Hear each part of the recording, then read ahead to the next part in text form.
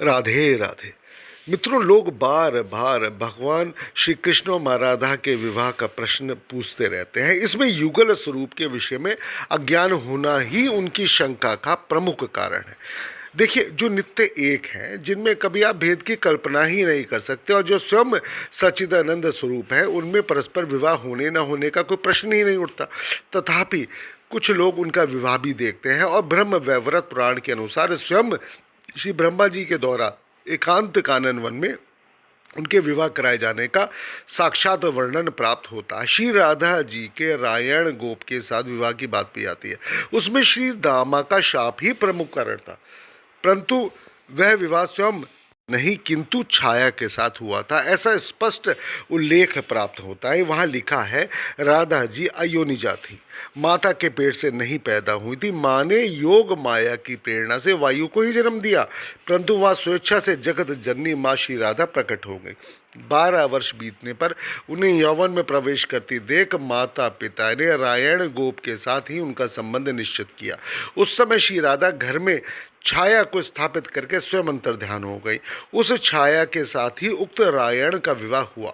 वास्तविक में श्री राधा का विवाह तो हुआ था पुण्यमयी वृंदावन में भगवान श्री कृष्ण के साथ।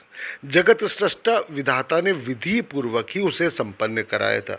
यह राधा की छाया आखिर कौन थी, इसका भी स्पष्टीकरण उस पुराण में दिया गया है कि केदार राजा की कन्या वृंदा के तप करने पर भगवान ने उसको यह वर दिया था कि इस तपस्या के फलस्वरूप तुम मुझे प्राप्त करोगी।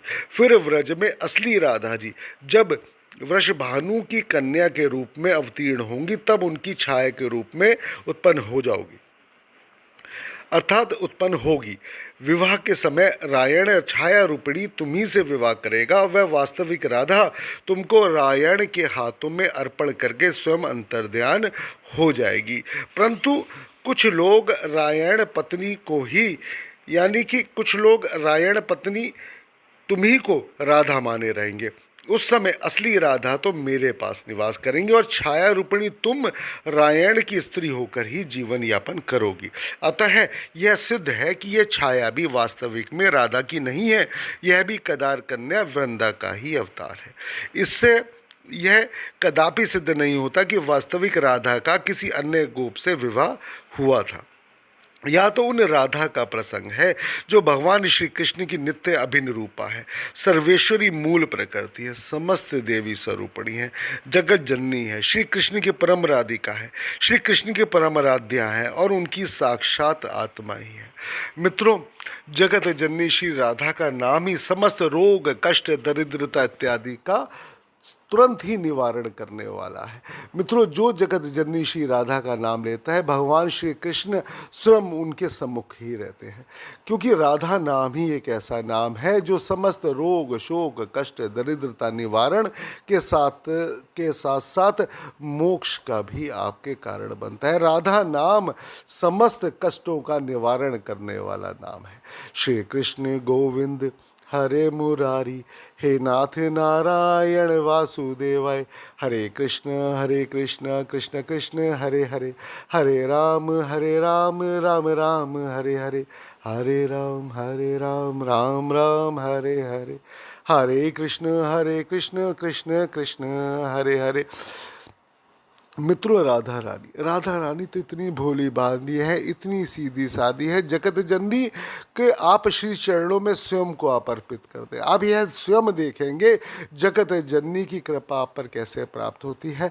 राधा रानी के व्रत को लेकर बहुत सारे लोग बहुत सारी बातें करते हैं, फिर किसी वीडियो में आपको तुरंत ही बताऊंगा, लेकिन आप सभी लोगों से एक निवेदन है, चलते फिरते हर समय राधा राधा राधा राधा राधे राधे राधे राधे कहते रहेंगे तो आप स्वयं देखेंगे कि ठाकुर जी की कृपा आप पर कैसी प्राप्त हो रही है। अगर कहते हैं ना भगवान श्री कृष्ण को पाना है तो राधे राधे तो बोलना ही है ना मित्रों। तो राधे राधे राधे राधे। राधा रानी की कृपा से मेरा राधा रानी और ठाकुर जी के श्री चरणों में हमेशा से निवेदन रहता है, हे राधा रानी, जीवन में सभी के दुखों को कष्ट को कम करके आप सभी लोग जीवन में उन्नति की ओर अग्रसर रहें, परंतु सदैव ध्यान दें अगर हम किसी के साथ अच्छा नहीं कर सकते तो हमें उसका बुरा करने का बिल्कुल भी हक नहीं है। ध्यान दीजिएगा मित्रों, जो आप कार्य करेंगे प्रारब्ध आपको उसका फल अवश्य प्राप्त करेगा। तो इसलिए अच्छे कार्य करें। अच्छे कार्य करने का अर्थ है आप किसी की भी सहायता करें, लेकिन मित्रों यह कलयुग भी है और वैसे भी आपको कभी भी किसी के लिए कुछ करते हैं तो बदले की भावना ना रखें। और अगर आप दान देते हैं तो पर्ची ना कटवाएं, स्वेच्छा से और गुप्त दान देने का ही उसका सही अर्थ होता है। ठीक है मित्रों, राधे राधे राधे राधे राधे राधे, हर हर महादेव, हर हर महादेव।